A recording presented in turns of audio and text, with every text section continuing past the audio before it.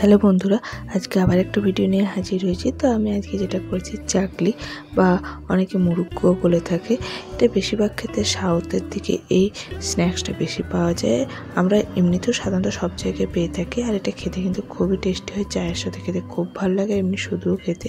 তো এর আগেও আমি এর ভিডিও পোস্ট করেছিলাম, তাই কীভাবে ইনস্ট্যান্ট এই চাকলিগুলো তৈরি করতে পারবেন পারফেক্ট মেজারমেন্ট, সেটা দিয়ে আমি এটা বুঝিয়ে দিয়েছি যে এভাবে করলে একদম পারফেক্টভাবে হবে। তো ভিডিওটা দেখে নিয়ে যাক। তো আমি 1 কাপ নিয়েছি চালের গুঁড়ো, নর্মাল যে বাজারে চালের গুঁড়ো পাওয়া যায় সেই কাপ মেপে 1 কাপ চালের গুঁড়ো নিয়েছি। আর ওই কাপ মেপে নিয়েছি 1/2 কাপ বেসন। তো এটা 1 কাপ চালে 1/2 কাপ বেসন দিতে হবে। আর 1 চামচ দেব সাদা তিল।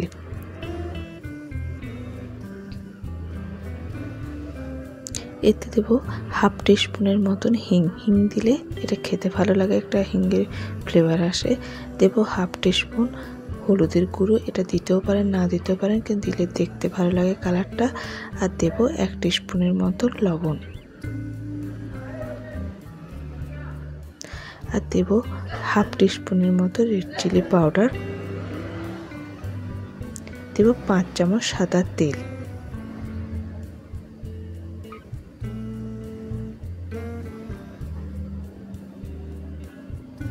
দেবার পর সমস্ত কিছুকে ভালোভাবে প্রথমে মিশিয়ে নিতে হবে।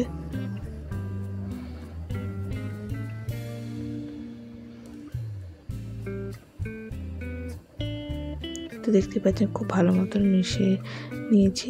এরপর কি করব, এটা ডো তৈরি করতে হবে। তো কিন্তু এখানে আমি যেটা জলটা নিয়েছি গরম জল নিতে হবে। তো এখানে 1/2 কাপ আমি গরম জল নিয়েছি, অল্প অল্প করে দিয়ে এটা একটা টাইট ডো তৈরি করব।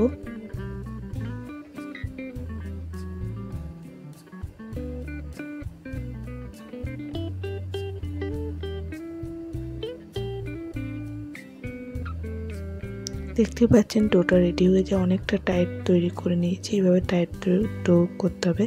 আর পুরো 1/2 কাপ যে জলটা তাতেও প্রায় 2-3 চামচ মতন বেঁচে গেছে। এরপর কী করব, 1 চামচ তেল নিয়ে আরও একবার এই ডোটাকে ভালো করে মাখিয়ে নেব তেলটা, যাতে করে ডোটা একদম স্মুথ হয়ে যাবে আর খুব সুন্দরভাবে চাকলিগুলো হবে। তো এটাকে এখন 10 মিনিট রেস্ট করতে দেবো।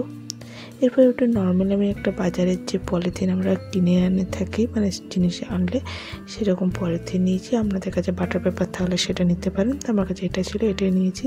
তো এতে আমি সামান্য অয়েল ব্রাশ করে নেব। তো এর মধ্যে আমি চাকলিটা করব। আর এরকম একটা চাকলি মেকার নিয়েছি। চাকলি মেকার বাজারে অনায়াসে পাওয়া যায়, অনলাইনে পেয়ে যেতে পারেন। তো চাকলি মেকারটায় একটু অয়েল ব্রাশ করে নেব।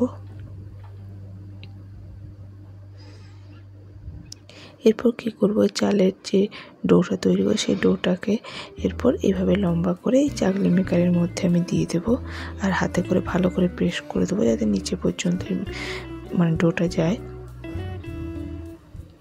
ফাঁকা যাতে কোনো অংশ না থাকে সেইভাবে করে নিতে হবে, এইভাবে চেপে চেপে।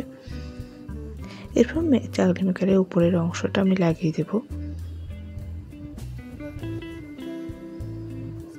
তো প্রথমে আমি বেশ কিছু চাকলি তৈরি করে নেব। এতে কী হবে যে চাকলিগুলো ভাজতে সুবিধা হবে। তো এরপর আমি চাকলি মেকারের উপরের যে অংশ সেভাবে ঘুরিয়ে এমনি হাতের সাহায্যে অ্যাডজাস্ট করে গোল গোল করে নিতে হবে।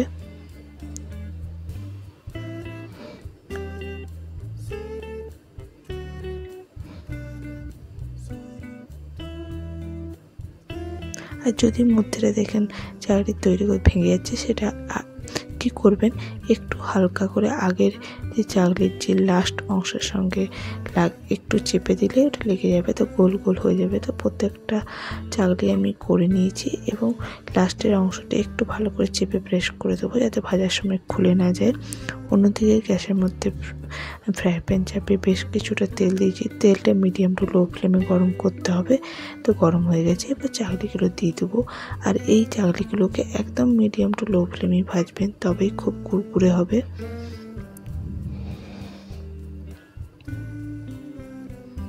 তো একদিকটা ভালো মতন ভাজা হয়ে গেলে তবেই পাল্টাবেন, নাহলে চাকলিগুলো ভেঙে যাবে। তো আমার একদিকটা ভাজা হয়ে গেছে, তো আর একদিকটা পাল্টে দেব।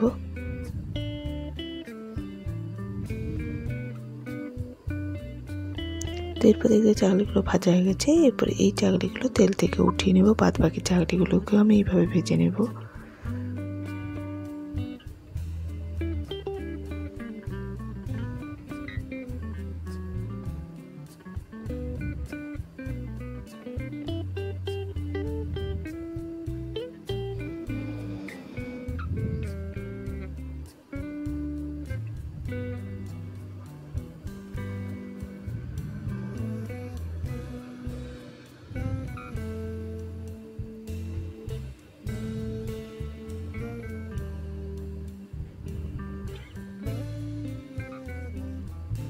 দেখতেই পাচ্ছেন কত সুন্দরভাবে ভাজা হয়েছে। তো প্রত্যেকটা চাকলিকে আমি এইভাবেই ভেজে নেব।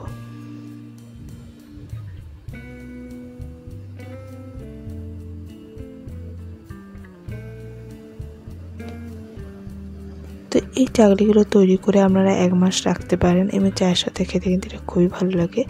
তো এই চাকলিগুলো কতটা খাস্তা হয়েছে দেখুন, হাতে দিলে এইভাবে কুরকুরের মতো ভেঙে যাচ্ছে। তো আমার এই ভিডিওটা ভালো লাগলে অবশ্যই লাইক, শেয়ার এবং সাবস্ক্রাইব করতে ভুলবেন না। আজ এই পর্যন্তই, নমস্কার।